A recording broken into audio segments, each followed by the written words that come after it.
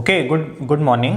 So this is the class that we are doing for Indian Contract Act Chapter 1 and we are studying Unit 1 Introduction. ठीक है, तो we had discussed basics of Contract Act. आधा हुआ था ये वाला chapter nature of contract. अभी हम लोग उसको आज कंप्लीट करने की कोशिश करेंगे, लेकिन उससे पहले लेट्स क्विकली रिवाइज जो पिछले क्लास में सीखा था. तो remember that I have told कि घर में इसको 2 रीडिंग देना पड़ेगा, तब पूरा एब्सोल्युटली क्लियर होगा और लॉ का लैंग्वेज को इंटरप्रेट करना सीखोगे. Definitely notes will be given separately for easy learning. ठीक है, बुक का ही लैंग्वेज यूज़ किया हुआ रहेगा, थोड़ा और सिंपलर फॉर्म में. That is the thing. तो कॉन्ट्रैक्ट एक्ट जो है वो एक अग्रीमेंट है enforceable by law. An agreement enforceable by law. पहला चीज़ तो अग्रीमेंट होना चाहिए और दूसरा इनफोर्सेबल बाय लॉ होना चाहिए. Now how an agreement is formed.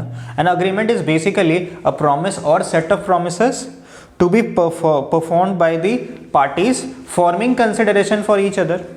So that is an agreement. And when person to whom the proposal is made signifies his assent becomes a promise. जब एक ऑफर या proposal दिया जाता है और जब उसका एसेंट मिल जाता है सामने वाले पार्टी से, तब वो प्रॉमिस बनता है. ठीक है ना. तो agreement is basically offer plus acceptance. Now we had discussed some examples that agreement और contract के बीच में differences का not much of a difficult thing. यहाँ पे हम लोग समझते हैं कि agreement में contract भी आता है और social agreements भी आते हैं जो कि legally binding नहीं हो सकता, but contract में सिर्फ legally binding agreements आते हैं. So contract is a narrow concept, you can say. Agreement is a broad concept. It covers lots of other things also. Essentials of a valid contract हम लोग पढ़ा था. वहाँ पे बोलता है कि कुछ बातें specifically section 10 of Indian contract act 1872 में लिखा हुआ है, ये सब चीज़ नहीं होगा तो कॉन्ट्रैक्ट वैलिड नहीं है. लेकिन with judicial pronouncements, judgements of the court, हम लोग को पता चलता है कि कुछ और भी पॉइंट्स हैं जो कि कॉन्ट्रैक्ट एक्ट में होना ही चाहिए. तो पहले दिया हुआ है वो जुडिशियल प्रोनाउंसमेंट्स क्या क्या चीज़ के लिए. Gujarat versus Raman Lal S N को का, जहाँ पे बोलते हैं a party can not make a contract with himself और हरसेल्फ. ठीक है, at least two parties must be there. Then party must intend to create legal obligations. Social agreements are not binding unless and until they are made with the intention to create legal enforceability. ठीक है. So example Balfour and versus Balfour couple का example case law है. Other formalities अगर होता है किसी specific contract में, जैसे कि रजिस्ट्रेशन या रिटर्न डॉक्यूमेंट, तो वो सब कंप्लाई अगर नहीं होगा तो फिर it can't be a binding contract. Must be certainty of the meaning. It should not be vague and must be possible to perform. Section 10 के हिसाब से क्या बोलता है, there must be offer and there must be acceptance. Offer का मतलब होता है सामने वाले को अपना चीज बताना. It is not expressing wish, rather also with the intention to gain the assent of the other party. ठीक है. There must be free consent. Then the party should be competent. Competent के अंदर हम लोगों ने 3 चीजें पढ़ी थी. Majority age, sound mind and not disqualified from contracting by any law. Sorry. Next one, consideration. A contract must be a benefit for the other party, a loss to the other party. ठीक है ना. Vice versa, quid pro quo, something in return. Lawful consideration and lawful object होना चाहिए. You can't promise to do something और pay for something which is oppose to public policy और immoral in nature, considered immoral in the society, not expressly declared void by law. उसके बाद nature of contracts हम लोग पढ़ा था. Nature of contracts में एक होता है नॉर्मल वैलिड कॉन्ट्रैक्ट जो लॉफुली पूरी तरह से सही है. That is a valid contract. Void contract क्या है, बनाते वक्त वैलिड था, कुछ ऐसा हुआ जिसके वजह से it ceases to be enforceable and hence becomes void. Void मतलब नल, अब ये एग्जीक्यूट एंड परफॉर्म नहीं होगा, ठीक है, इसको कैंसिल करना पड़ेगा। तो वॉइड कॉन्ट्रैक्ट जो है वो किस वजह से अनइनफोर्सेबल हो सकता है? इधर due to impossibility of performance या फिर चेंज इन लॉ। इन दो रीजंस के वजह से हो सकता है। voidable contract is a special circumstances where one party has the option to make the contract voidable, और वो पार्टी कौन होता है? जिसका free consent has been compromised due to coercion, fraud, misrepresentation, ठीक है ना, and undue influence. So there is a distinction between void and voidable contract that we had learned. Then illegal contract जो starting से ही law forbid करता है, that is illegal. So basically we can say void और illegal में क्या difference है? void starting से invalid नहीं था, कुछ सर्कमस्टांसेस के वजह से हो गया। इलीगल स्टार्टिंग से ही फॉरबिडन था, that is the major difference. Unenforceable contract are which are good in substance but due to some technical defect the contract cannot be binding. कुछ एग्जाम्पल्स थे, barred by limitation, absence in writing, etc. उसके बाद on the basis of formation of contract, very easy, express, जहाँ पे by words और in writing लिखा हुआ हो कॉन्ट्रैक्ट के बारे में, तो वो एक्सप्रेस कॉन्ट्रैक्ट होता है। जहाँ पे टर्म्स एंड कंडीशन कॉन्ट्रैक्ट्स के नहीं दिख रहे हैं हम लोगों को, लेकिन by action of the parties it can be inferred that a contract has been made. Example, a coolie picking up luggage of a passenger and passenger allows to do so, then there is an implied contract. And tacit contracts are also silent contracts which are implied, but here machines are being used to make a contract. ठीक है, parties use machines. So example, when a customer transact through an ATM. Quasi contracts are the contracts which not have been made with an intention, but it happens because of some applicability of laws. For example, a finder of a good has the lawful obligation to return it to the true owner. So those kinds of contract are quasi contract. इसको constructive contract भी बोलते हैं, दूसरा नाम होता है इसका constructive contract. Then e contracts are done via electronic means on the basis of performance, executed and executory, मतलब कि जो काम करना था वो कर लिया है, जो या फिर नहीं करना था तो नहीं किया है, that is executed. Both parties have performed their consideration work, they have performed their promises. And executory में where the obligation is yet to be performed. Okay, unilateral में होता है one sided obligation बाकी है, और bilateral में दोनों side से। ये करने के बाद हम लोग एक आखिरी टॉपिक पढ़ा था कि ऑफर क्या होता है। वापस से बेसिक्स में हम लोग जा रहे हैं। फर्स्ट स्टेप क्या होता है, एक पार्टी जाएगा दूसरे पार्टी के पास एक ऑफर लेके, और उसके साथ ही उसका इंटेंशन ये रहेगा कि वो सामने वाले का एसेंट लेना चाहता है, एक्सेप्टेंस लेना चाहता है। तो एसेंशियल्स क्या है ऑफर के? पर्सन जो होता है जो ऑफर लेके जाता है उसको ऑफरर या प्रोमिसर बोलते हैं, और जो पार्टी इस चीज़ को एक्सेप्ट करता है उसको ऑफरी, प्रोमिजी या एक्सेप्टर बोलेंगे। पहले ऑफरी रहेगा, अगर एक्सेप्ट कर लिया तो एक्सेप्टर एंड प्रोमिसी बन जाएगा। उसके बाद it should not be a mere expression of willingness, it should be to do और not to do something. Obviously an offer can be to do something और forbid to do something, both are under contract.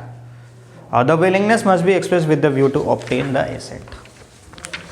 सो यहाँ तक हम लोग पढ़ लिया था। So I want to know if you have any question till now. Everything is clear, okay. तो चलो अभी हम लोग पढ़ेंगे important and a very interesting topic which is the various kinds of offer. कितने कैटेगरी के ऑफर होते हैं। ऑफर क्या हुआ, प्रपोजर जो सामने वाले को बोल रहे हैं कॉन्ट्रैक्ट करने के लिए, तो that is the initial step has to be taken to form a contract. तो ये ऑफर कितने तरह के होते हैं। तो देखो तुम क्लासिफिकेशन देखोगे तो general offer, special offer, counter offer, cross offer, standing offer, बहुत तरह के हैं। तो सबसे पहले हम लोग बात करेंगे जनरल ऑफर का। एक इंसान जब दूसरे इंसान को ऑफर देता है कि क्या तुम मेरी गाड़ी खरीदोगे, तो अपने को सुन के अगर अपने को गैस करने बोला जाए तो हम लोग का फर्स्ट गैस ये होगा ये एक जनरल ऑफर होगा, ठीक है ना। बट ये जनरल ऑफर नहीं है, ये स्पेसिफिक ऑफर है क्योंकि एक इंसान को बोला जा रहा है, ठीक है। वही एक इंसान मान लो लोकली एडवर्टाइज करता है कि हम इतने में ये गाड़ी खरीदना चाहते हैं, जिसको एक्सेप्ट करना है ना 2 दिन में एक्सेप्ट करके फ़ोन करके बता दो, and it's a general offer made to public at large, ठीक है ना। तो ऐसे फर्स्ट इंप्रेशन हम लोग का जाता है कि ऑर्डिनरी ऑफर का मतलब एक इंसान जो दूसरे को करता है, नहीं। एक इंसान अगर स्पेसिफिकली दूसरे इंसान को ऑफर दे रहा है, it's a specific offer. And when offer is made to public at large, to public in general, then it is a general offer. तो पढ़ते हैं इसको। It is an offer made to public at large and hence anyone can accept and do the desired act. इसके ऊपर एक historic बहुत important case law है, इसको एकदम मार्क कर लोगे। ये केस लॉ का नाम लर्न करना पड़ेगा, क्वेश्चन इससे पूछा जाता है एग्जाम में। Carlill versus carbolic Smoke Ball company. In terms of section 8 of the act, anyone performing the conditions of the offer can be considered to have accepted the offer। अब बात ऐसा है कि जो ऑफरर है वो तो अगर पब्लिक एट लार्ज को ऑफर दे रहा है, तो फिर कैसे उसको पता चलेगा कौन एक्सेप्ट किया। इस चीज़ का डिटर्मिनेशन कैसे हो, क्योंकि डायरेक्ट कम्युनिकेशन तो हो नहीं रहा। तो ऐसे में बोला जाता है उस पब्लिक में से कोई भी उस टर्म्स एंड कंडीशंस को फुलफिल करेगा ऑफर का, तो ये अज्यूम कर लेगा लॉ कि उसने उस ऑफर को एक्सेप्ट कर लिया, ठीक है। इसी के ऊपर एक जजमेंट आया था। Until the general offer is retracted or withdrawn, it can be accepted by anyone at any time as it is a continuing offer। जैसे हम बोला ना 2 दिन के अंदर बताओ, तो 2 दिन के लिए वो कंटिन्यू करेगा। अगर कोई 2 दिन के बाद बोलता है हाँ आई एक्सेप्ट, तो नॉट वैलिड, क्योंकि ऑफर विड्रॉ हो गया। अब ये केस लॉ क्या था समझते हैं। देखो नाम सुन के तो लग रहा है कि दोनों एक ही पार्टी है, लेकिन अलग अलग है, फॉरेन नेम है, तो थोड़ा अपने को कंफ्यूजन हो जाता है। कार्लिल जो है यहाँ पे एक लेडी का नाम है, और कार्बोलिक स्मोक बॉल कंपनी जो है एक फार्मास्यूटिकल कंपनी है। देख के सुन के लग रहा है कोई फैक्ट्री वैक्ट्री है, लेकिन ये एक्चुअली में एक दवाई बनाने वाला कंपनी था। कब का केस लॉ है, बहुत पुराना, 1893 का केस लॉ है, बट आज के दिन में भी बहुत ज़्यादा रेलिवेंट है। क्या हुआ था इस केस में, facts. In the famous case Carbolic Smoke Ball Company, ये दवाई बनाने वाली कंपनी है, एडवर्टाइज किया था in several newspaper that a reward of 100 pound would be given to any person who contracted influenza after using smoke balls produced by the Carbolic smoke ball company according to the printed direction। तो उन्होंने challenge किया, हम लोग दवाई बनाया है, ये जो स्मोक बॉल्स है इसको अगर कोई कंज्यूम करेगा कोई पेशेंट, उसको इन्फ्लुएंजा हो ही नहीं सकता। अगर इन्फ्लुएंजा हुआ तो 100 पाउंड का कॉम्पेंसेशन देगा कंपनी। न्यूज़पेपर में इसका एट लार्ज एडवर्टाइजमेंट किया, ठीक है। तो हुआ क्या, one lady Mrs Carlill use the smoke balls as per the directions of the company and even then she suffered from influenza. दवाई असर नहीं किया और उसको इन्फ्लुएंजा हो गया। तो वो कोर्ट में केस की कि देखो ऐसे ऐसे एडवर्टाइज किया था, ये लोग ऑफर दिया था कॉन्ट्रैक्ट का कि मेरा दवाई इस्तेमाल करो, और अगर इन्फ्लुएंजा हुआ तो पैसा देंगे, I have accepted the offer. लेकिन उस टाइम फार्मास्यूटिकल कंपनी बोला नहीं हम आपको तो ऑफर नहीं दिए थे, तो हम आपको कॉम्पेंसेशन नहीं देंगे। स्मोक बॉल कंपनी ये बोला, ठीक है। तो फिर कोर्ट बोला when an offer is made to public at large, any person can accept the offer if the party fulfills the conditions given in the offer. तो कंडीशन क्या था? स्मोक बॉल को कंज्यूम करो. एज पर डायरेक्शन उसने consume किया उस lady ने, तो उसने ऑफर एक्सेप्ट कर लिया. Hence she could recover the amount as by using the smoke ball she has accepted the offer, और वो लेडी केस जीती. ठीक है ना? So this is the very important case law for general offer, a very important one. इसको जरूर mark कर लेना. दूसरा वाला केस लॉ भी हम लर्न करने बोलेगा. ये अपना इंडिया का केस लॉ है, तो इसको पढ़ते हैं. लालमन शुक्ला वर्सेस गौरी दत्ता. एक सेकेंड. तो चलो ठीक है, उसको वहीं पे डिस्कस कर लेंगे. लालमन गौरी दत्ता, उस जो पॉइंट आएगा तब डिस्कस कर लेंगे, कोई बात नहीं. अभी हम लोग चलते हैं नेक्स्ट पॉइंट पे. Specific offer. स्पेसिफिक ऑफर का मतलब यहाँ पे होता है 1 to 1 जो ऑफर दिया जाता है. सिंपल सा बात है. एक इंसान जब दूसरे इंसान को ऑफर देता है, when the offer is made to a specific और a certain person, it is known as specific offer. Specific offer can be accepted only by the specific person to whom the offer has been made. इसके ऊपर भी case लो है, Bolton versus Jones का. ठीक है, Bolton versus Jones का. क्या ये केस लो लर्न करेंगे? नहीं, मत करना, ज़रूरी नहीं होगा. ठीक है, 1 to 1 के ऊपर कॉम्प्लिकेशन तो होता ही नहीं ना. क्लियर कट बात है, हम तुमको ऑफर दिया तो कॉम्प्लिकेशन उतना होता नहीं है. एग्जाम्पल देखो, ए ने ऑफर किया बी को कि कार सेल करेंगे एट सर्टेन कॉस्ट, तो obviously this is a specific offer. Cross offer, ध्यान से, जिससे कि कंफ्यूजन ना हो. क्रॉस ऑफर का मतलब ये होता है कि ऑफरर गया, क्या तुम मेरी गाड़ी खरीदोगे 2 लाख में, और ऑफरी को पता नहीं था कि वो ये ऑफर देने वाला है, और वो भी बोलता है मेरे माइंड में भी ये बात चल रहा है कि क्या तुम अपनी गाड़ी 2 लाख में बेचोगे. This is known as cross offer. Exactly same identical offer, जब ऑफरर और ऑफरी एक दूसरे को कम्युनिकेट करते हैं, and it's a cross offer. When two parties exchange identical offers in ignorance at the time of each other's offer, the cross are called cross offers. ठीक है ना? There is no binding contract in such a case because offer made by a person cannot be considered as acceptance of another's offer. लेकिन यहाँ पे एक ध्यान दो, yes बोलना जरूरी है. दोनों एक दूसरे को सेम ऑफर दे, इसका मतलब ये नहीं कि एक्सेप्टेंस हो गया. ह्यूमन माइंड है, चेंज हो सकता है. एक्सेप्टेंस देना पड़ेगा. बिना एक्सेप्टेंस के अज्यूम मत कर लो कि क्रॉस ऑफर एक्सेप्ट हो गया, क्योंकि दोनों ही ऑफर किया एक दूसरे को. Example, A makes proposal to B to sell his car for ₹2 lakh and B without the knowledge of proposal of A makes an offer to purchase the same car at 2 lakh from A. अब तुम्हारे दिमाग में ये चल रहा होगा, ए बोलेगा तो बी को तो पता चल ही जाएगा, तो फिर बी अलग से ऑफर कैसे दिया? मे बी लेटर्स में कम्युनिकेट किया होगा, मे बी ईमेल्स में कम्युनिकेट किया होगा. ठीक है ना? इसीलिए it is not an acceptance as B was not aware of proposal made by A. It is only cross proposal या cross offer. And when two persons make each offer to each other, it cannot be treated as mutual acceptance. There is no binding contract in such a case. Okay? Next one. Counter offer. Counter offer.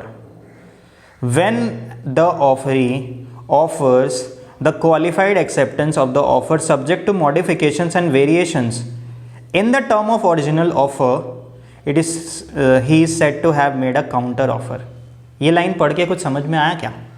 नहीं आया. चलो, तो offeror जो है वो गया, बोला क्या तुम मेरी गाड़ी 2 लाख में खरीदोगे, तो सामने वाला बोलता है खरीदेंगे तो सही, गाड़ी तो पसंद आया है, लेकिन प्राइस थोड़ा ज़्यादा है, क्या तुम ये गाड़ी 1.8 लाख में बेचोगे? टर्म्स मॉडिफाई कर दिया. एक्सेप्टर वो रॉ टर्म्स को एक्सेप्ट नहीं किया, तो इसको बोलेंगे काउंटर ऑफर. ठीक है ना? एक फ्रेश ऑफर दिया है अभी ऑफरी, यस, पुराना वाला ऑफर कैंसिल हो जाता है। When the offeree offers to qualified acceptance, बोला कि हम हाँ खरीदने के लिए रेडी है, क्वालिफाइड एक्सेप्टेंस मतलब कि हाँ खरीदने के लिए रेडी है, लेकिन वो नया टर्म्स डाल दिया, subject to modification and variation in the terms of original offer, he is said to have made a counter offer. Counter offer amounts to rejection of the original offer, very important. It is also called a conditional acceptance. ठीक है, so the original offer stands cancelled.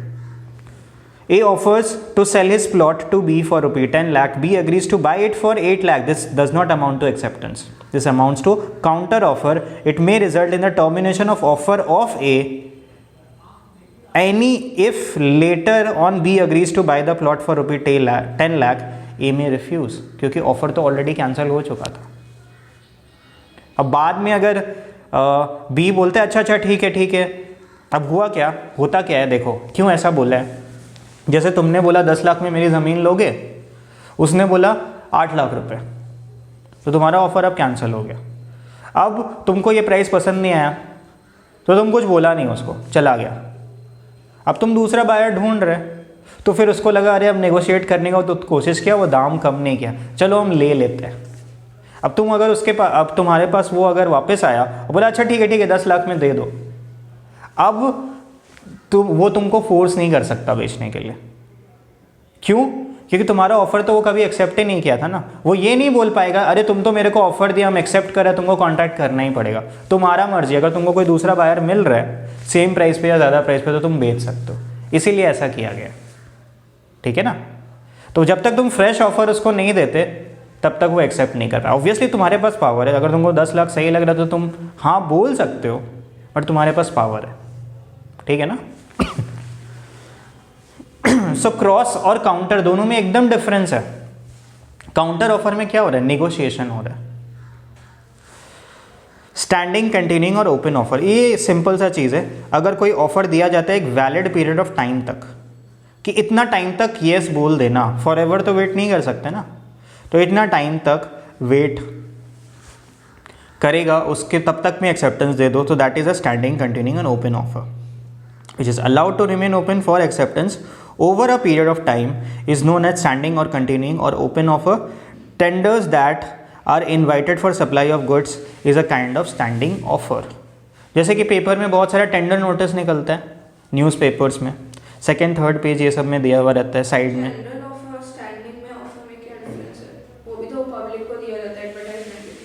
हाँ, अब देखो इसमें categorisation ऐसे किया गया है कि general offer to public at large होता है, बट हो सकता है वो टाइम सेंसिटिव ना हो भी सकता है, नहीं भी हो सकता है, दोनों चीज़ें, ठीक है ना। कि अगर एडवर्टाइज़ किया, हो सकता है वैलिडिटी आज के लिए हो, कुछ घंटे के लिए हो, ठीक है ना। और स्टैंडिंग ऑफर जो है ये ओपन होता है, हो सकता है सेलेक्टिव पीपल के लिए हो, पब्लिक एट लार्ज नहीं हो।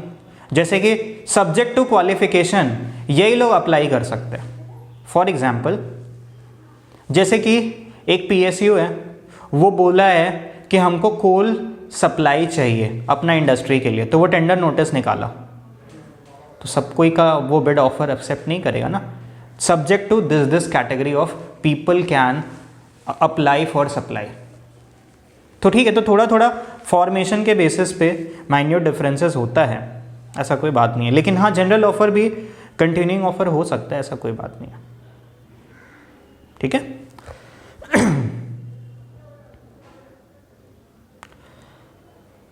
अब पढ़ने वाले हैं हम लोग essentials of a valid offer. एक चीज़ ध्यान रखो, ये थियरी पेपर नहीं है कि एनी 4 पॉइंट्स लर्न कर लिया हो गया। अगर तुमसे क्वेश्चन पूछा what are the essentials of a valid offer, चाहे 4 मार्क्स का हो या 5 मार्क्स का हो, तुमको ये 6 के 6, 7 के 7 पॉइंट्स लिखने चाहिए। बिकॉज अगर तुम आधा लिखते हो तो तुमने लॉ पूरा नहीं लिखा, दैट बिकम्स द केस, ठीक है ना। सो must keep that in mind. Essentials of a valid offer क्या है? It must be capable of creating legal relation. अच्छा, वैलिड ऑफर का मतलब क्या? जो ऑफरर ऑफर देने जा रहा है कॉन्ट्रैक्ट करने के लिए उसमें क्या क्या इंपॉर्टेंट चीज़ों का ध्यान रखना है, तब ये लीगली वैलिड होगा। कुछ पॉइंट्स तो हम लोग 3-4 पॉइंट स्टार्टिंग में ही पढ़ लिया था। Capable of creating legal relation, ठीक है, सोशल रिलेशन नहीं, लीगल रिलेशन।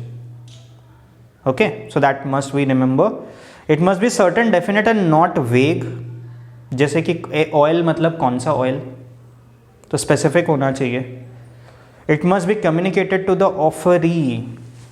ऑफरी को बिना कम्युनिकेट किए offer can not be deemed to have accepted.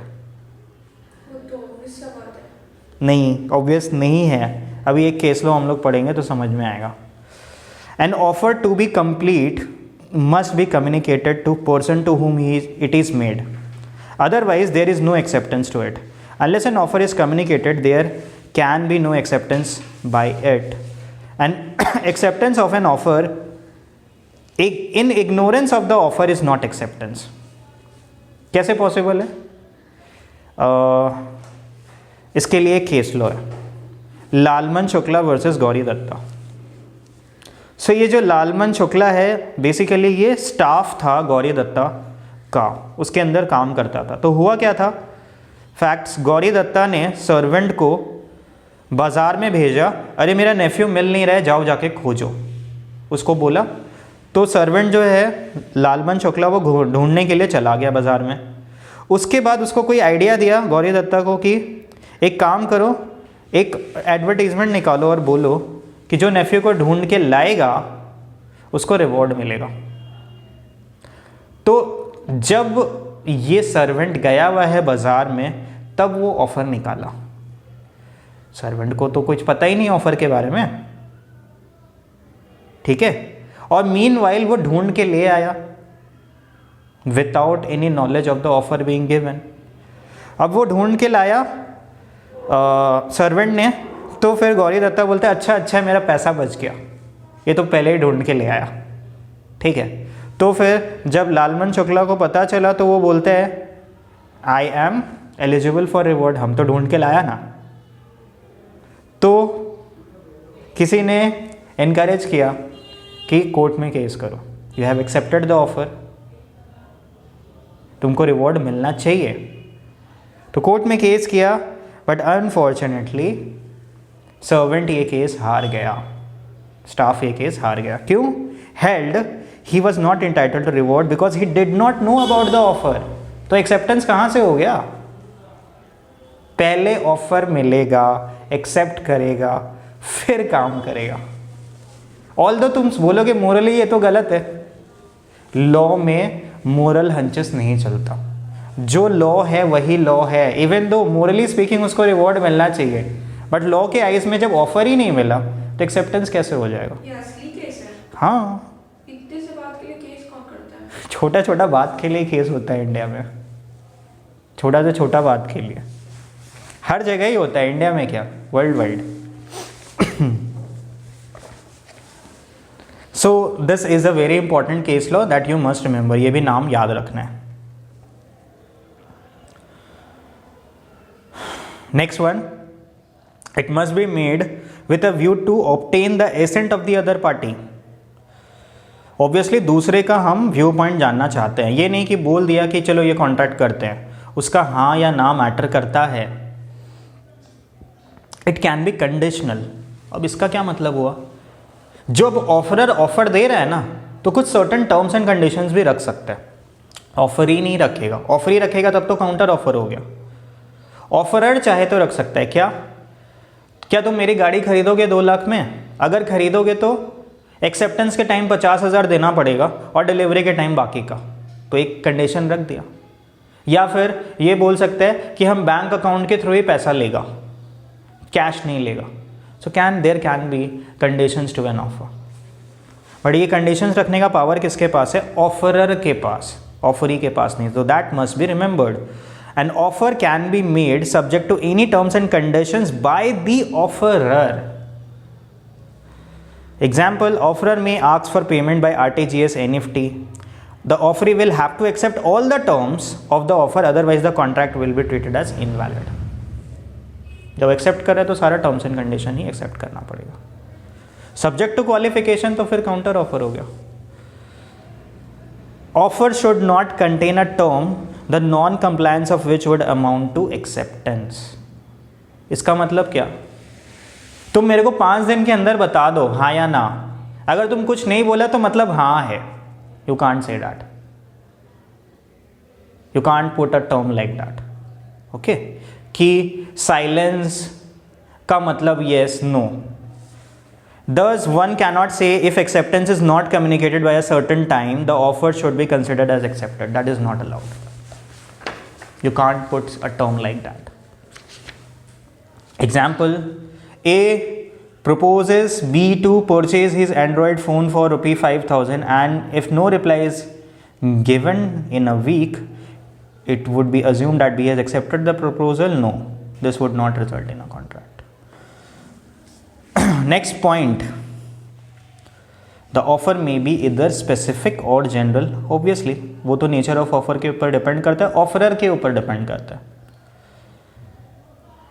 There is a difference between an offer and an invitation to offer. Now this thing we need to understand properly. Point number 8, offer is different from a mere statement of intention. An invitation of offer, a mere communication of information, casual equity, a prospectus, and advertisement. नहीं है sir, number 8 है कि the offer may be expressed or implied.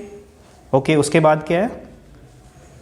उसके बाद है offer is different from a mere statement of intention and invitation to offer. ठीक है, ठीक है,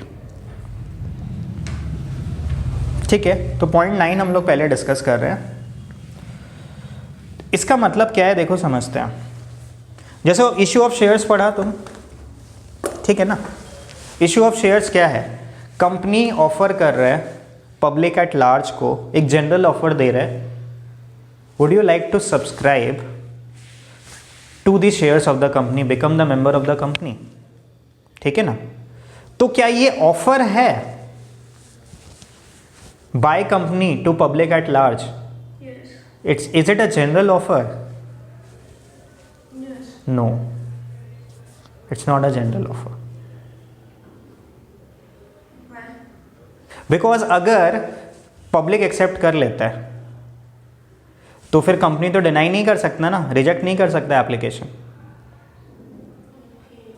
बट कंपनी के पास पावर होता है ना, तुम अप्लाई तो कर दो, शेयर अलॉट होगा कि नहीं ये मेरे पास पावर रहेगा. तो फिर ये पावर उसको मिलता ही नहीं. Once a contract is made, it cannot be rescinded, cannot be cancelled. तो basically what is it then? Law के आइज में it's an invitation to offer. Company बोल रहे हैं हम कॉन्ट्रैक्ट करना चाहते हैं, हम मेंबर बनाने के बारे में सोच रहे हैं. If you are interested, you give me the offer, how much shares are you willing to apply for, and then we will accept your application. So the shareholder will be the offerer. Yes, by applying for the shares. So that is the difference between an invitation to offer and an offer. ठीक है ना? तो ये तो counter offer हो जाएगा. No. हाँ, क्योंकि अभी शेयर होल्डर अगर बोलता है कि हम 5,000 शेयर्स के लिए अप्लाई करेंगे, लेकिन दे रिजेक्ट 2,000 शेयर्स, सोनी तो बोलेगा कि we'll apply, we only allot 3,000 shares, तो ये काउंटर ऑफर हो गया. अच्छा, उस सेंस में क्या काउंटर ऑफर नहीं है, क्योंकि काउंटर ऑफर में फिर शेयर होल्डर के पास पावर चला जाएगा. यहाँ पे कुछ ऐसा ही अरेंजमेंट है जहाँ पे शेयर होल्डर जब ऑफर दे रहा है तो इम्प्लाइड बात ये है कि शेयर होल्डर पावर दे रहा है कंपनी को that you decide how much you want to accept. The shareholder is giving power to the company. You decide how much you want to accept or if you want to reject. So there is no counter offer in that. ठीक है, इसका legal implication ये है.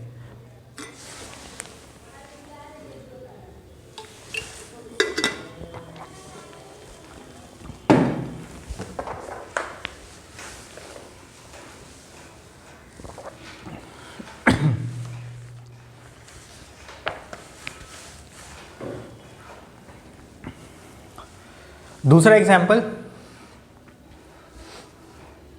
तुम किसी store में गए, store में गुड्स डिस्प्ले में रखा हुआ है, उसमें उसका प्राइस टैग लगा हुआ है।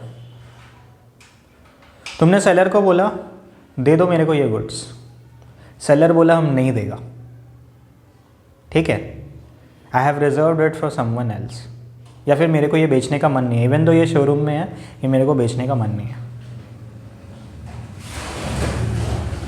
तो क्या तुम ये बोल सकते हो सेलर को तुमने ऑफर दिया है, बेचना ही पड़ेगा, तुमने ऑफर दिया है, क्यों, तुमने डिस्प्ले में लगाया है अपने शॉप में और प्राइस लिख के रखा है, तुम ऑफर दे रहे हो, हम एक्सेप्ट कर रहे हैं, how dare you to reject the offer?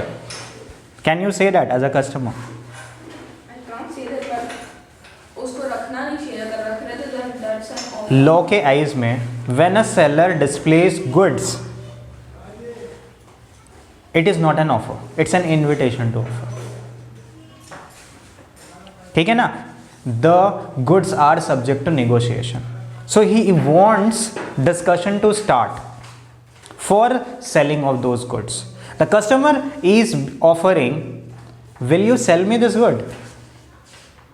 And then it's up to the seller whether to accept the offer. ठीक है ना, लॉ का इंटरप्रिटेशन कुछ इस तरीके का होता है in legal eyes. Although as a layman's perspective ये हम लोग को बड़ा अजीब सा लग रहा है, बट रियलिटी ये है। ऐसे तो कुछ जनरल ऑफर में एक इनविटेशन टू ऑफर है, हाँ इसमें देते हैं, मेरा मर्जी हम एक्सेप्ट करें कि नहीं करें, कोई अगर एक्सेप्ट। देखो कोई जनरल ऑफर अब ऐसा होता है कि अगर तुम क्वालिफाई कर रहे हो सर्टेन कंडीशंस तो एक्सेप्ट होगे ही होगे, there is no biasness in that, ठीक है ना। जैसे मेनली जैसे गवर्नमेंट का कॉन्ट्रैक्ट्स होता है, जैसे माइनिंग वगैरह का तुम्हारा टेंडर निकलता है। माइनिंग टेंडर क्या होता है, गवर्नमेंट के पास कोई ज़मीन है जहाँ पे बहुत सारा मान लो कोल डिपॉजिट्स है, तो गवर्नमेंट खुद माइनिंग नहीं कर रहा है, प्राइवेट सेक्टर को देगा, तो माइनिंग के लिए एक बेस प्राइस रख दिया कि ये बेस प्राइस रहेगा 5 साल के लिए ज़मीन तुम्हारा, इसमें हम लोग का एस्टिमेट है कि इतना कोल डिपॉजिट हो सकता है। You do your business, you pay us the tender amount, the lease rent for 5 years, और उसके बाद तुम अपना कोल निकालो, बिजनेस करो, government is not going to interfere. After 5 year वो ज़मीन वापस गवर्नमेंट ले लेगा, तो उसके लिए टेंडर नोटिस निकाला। अब पब्लिक अप्लाई करेगा, तो यहाँ पे एक्सेप्टेंस क्या है, जो बेस्ट ऑफर देगा, जो बेस्ट रेंट देगा, गवर्नमेंट ऑटोमेटिकली उसको एक्सेप्ट कर लेगा। There is no filtration by the judgement of the government, government is helpless in that, ठीक है ना। There is no biasness, so it depends upon the nature of contracts, कौन सा counter होगा। Let's not get deep into that, ठीक है। It depends upon situation to situation basis कि contract किस नेचर का किया गया है। तुम जो बोल रहे हो वो गलत नहीं है, बट डिपेंड करता है कि terms and condition of contract कैसा है, और हर एक में टर्म्स एंड कंडीशन बनाया जाता है और उसमें लिखा हुआ होता है, ठीक है। हर इनविटेशन टू ऑफर में काउंटर ऑफर आएगा ही, ऑब्वियस बात है। तो मतलब जब इनविटेशन टू ऑफर में तो अभी तक ऑफर हुआ ही नहीं है, सामने वाला पार्टी ऑफर करेगा। अगर उसी को प्योरली इनविटेशन टू ऑफर वाला यस बोल देता है तो काउंटर ऑफर कहाँ आया। मैंने गुड्स को डिस्प्ले किया, प्राइस लिख के रखा है, तुमने बोला क्या बेचोगे, मैंने बोला हाँ, तो काउंटर ऑफर कहाँ आया। तुमने ऑफर दिया, मैंने एक्सेप्ट किया। अगर मैं बोलता कि तुमने बोला क्या तुम मेरे को 4000 में बेचोगे, 5000 लिखा हुआ है, हम बोला नहीं 5000 में बेचेगा, तब काउंटर ऑफर आया, ठीक है ना। तो एक बार बता दो पेज नंबर कौन सा है और पॉइंट नंबर कौन सा है। 1.15 point number 9। So an invitation to make an offer to do business. In case of invitation to make an offer, the person making the invitation does not make an offer, rather it invites the other party to make an offer. His objective is to send out the invitation, that is he is willing to deal with any person on the basis of such invitation and is ready to enter into contract with the subject of final terms and condition. Example पढ़ते हैं तो समझ में आएगा। An advertisement for sale of goods by auction is an invitation to offer. जैसे पुराने paintings हैं, antiques है, उसको ऑक्शन सेल करना है तो एडवर्टाइज़ किया गया इतने बजे ये वाले होटल के ये वाले बैंक्वेट हॉल में ऑक्शन किया जाएगा इतने से इतने बजे, जो लोग इंटरेस्टेड हैं अप्लाई करके आ सकते हैं। So that's an invitation to offer, it's an invitation to offer. और फिर वहाँ पे लोग जब बोली लगाएंगे those are offers, an auctioneer जब हैमर डालेगा दैट इज एक्सेप्टेंस। ठीक है ना?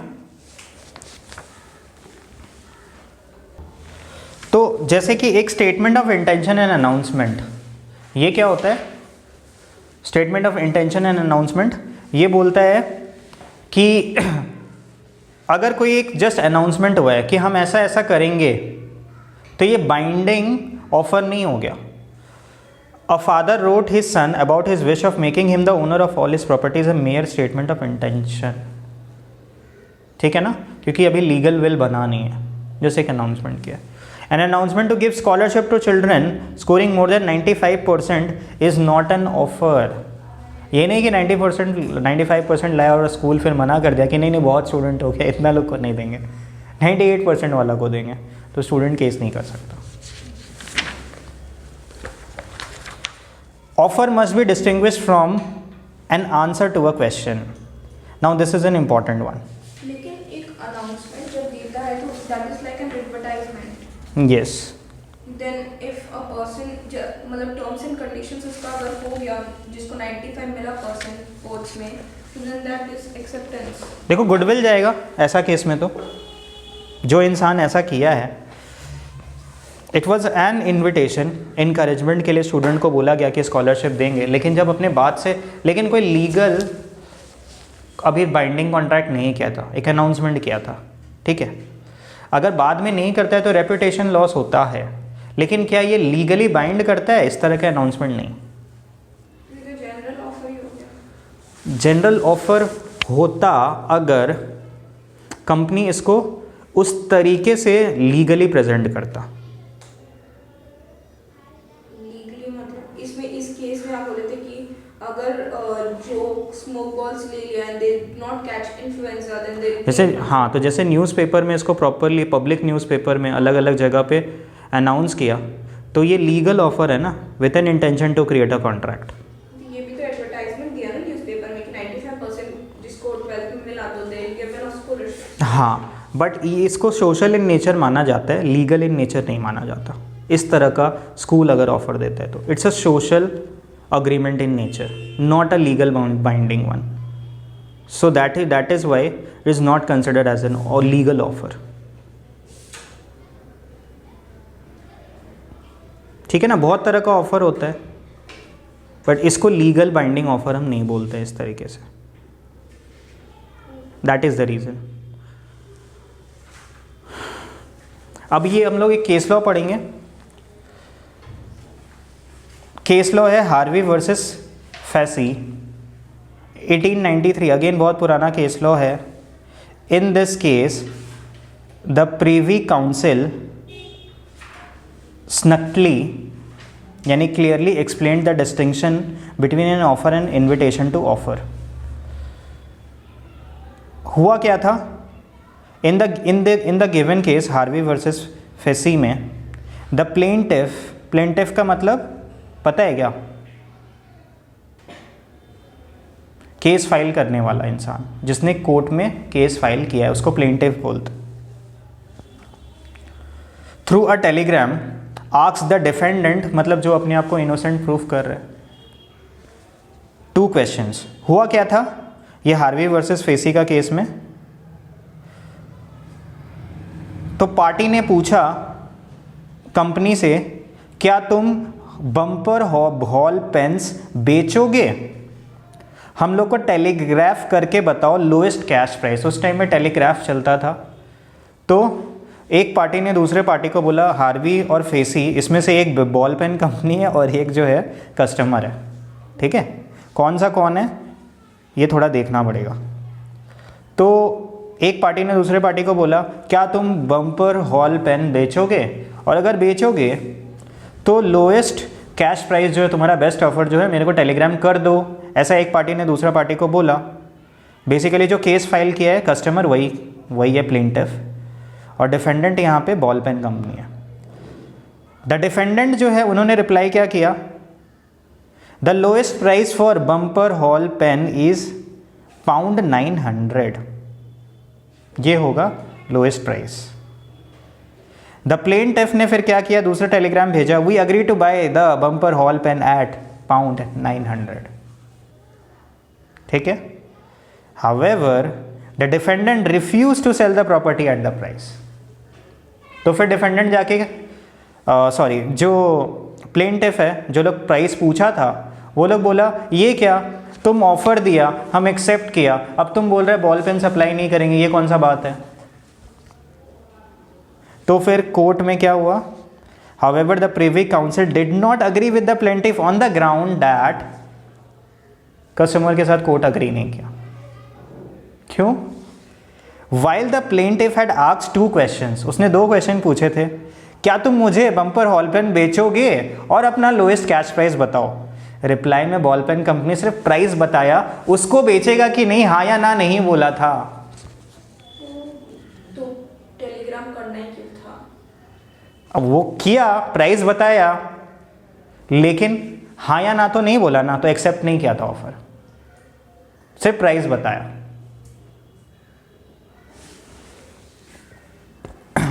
The defendant replied only to the second question by quoting the price, but did not answer the first question, but reserved their answer with regard to their willingness to sell. Thus, they made no offer at all. Their lordship, मतलब कि जो court के जज होते हैं, वो Privy Council, their lordship held that a mere statement of lowest price at which the vendor would sell contained no implied contract to sell to the person who had inquired about the price. So basically, bumper hall pen का दाम बताना was merely an invitation to offer.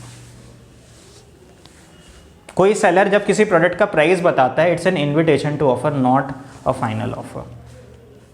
फिर customer पूछेगा क्या तुम बेचना चाहते हो इस प्राइस में, अगर सेलर हाँ बोलेगा तब जाके एक्सेप्टेंस है। Customer has to make an offer in business transactions, ठीक है ना।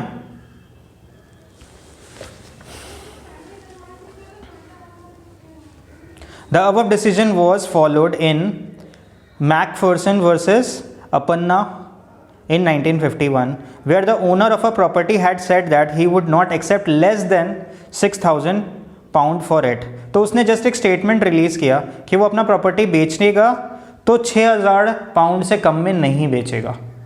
The statement did not indicate any offer but indicated only an invitation to offer. Basically उसका इंटेंशन ये था, अगर किसी को है तो आके मेरे को ऑफर करो कि हाँ ज़मीन खरीदना चाहते हैं, क्योंकि वो किसी को बोला नहीं है कि क्या तुम खरीदोगे।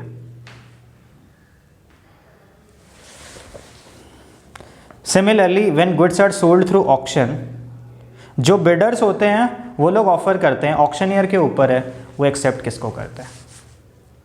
जब तक फॉल ऑफ हैमर नहीं होता तब तक एक्सेप्ट। उसके पास थोड़ी रहता है, वो तो हाईएस्ट बिड को करता है ना। हाँ, तो फिर जब तक फॉल एंड हैमर नहीं होगा तब तक एक्सेप्टेंस नहीं होगा।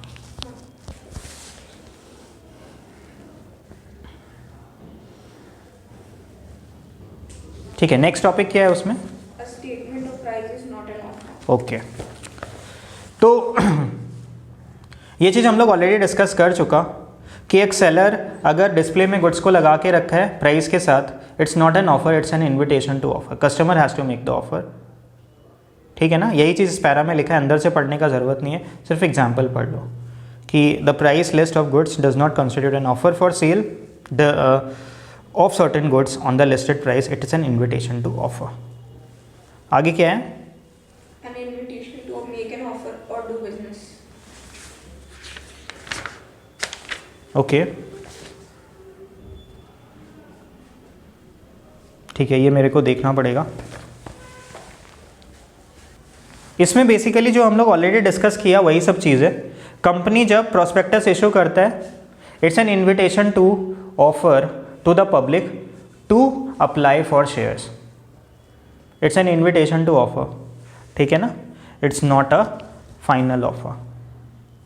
वैसे ही अगर ऑक्शनियर गुड्स को सेल करने के लिए बिडिंग करवाता है तो it's an invitation to offer. यही दो चीज़ यहाँ पे दिया हुआ है। ये वाला चीज़ हो गया। फिर statement of price is not an offer, ये तुम्हारा फिर से वही पॉइंट दिया हुआ है, हम लोग वी हैव ऑलरेडी डिस्कस्ड। ठीक है, difference between offer and invitation to offer ये बॉक्स में दिया हुआ रहेगा, इसको पढ़ लेंगे। उसके पहले एक पॉइंट हम लोग का छोटा था, पॉइंट नंबर 8 पिछले पेज में। An offer may be express और implied, that is not a difficult thing. कि ऑफर जो है बोल के भी किया जा सकता है, एक्शन से भी किया जाता है, जैसे कूली सामान उठाया। वैसे एक एग्जाम्पल दिया हुआ है, अगर एक बॉय आके ट्रैफिक सिग्नल पे खड़ा हो जाता है और किसी की गाड़ी साफ करने लग जाता है without being asked to do so, in such circumstances any reasonable man would guess that he expect to be paid for this. Here boy makes an implied offer. Okay,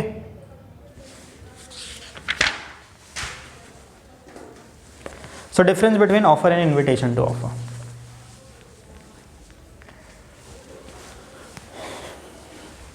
इसको बहुत ज़्यादा डीप में नहीं पढ़ना है, ये वाला टॉपिक को 2-3 पेज दिया हुआ है तो शॉर्ट में पढ़ना है।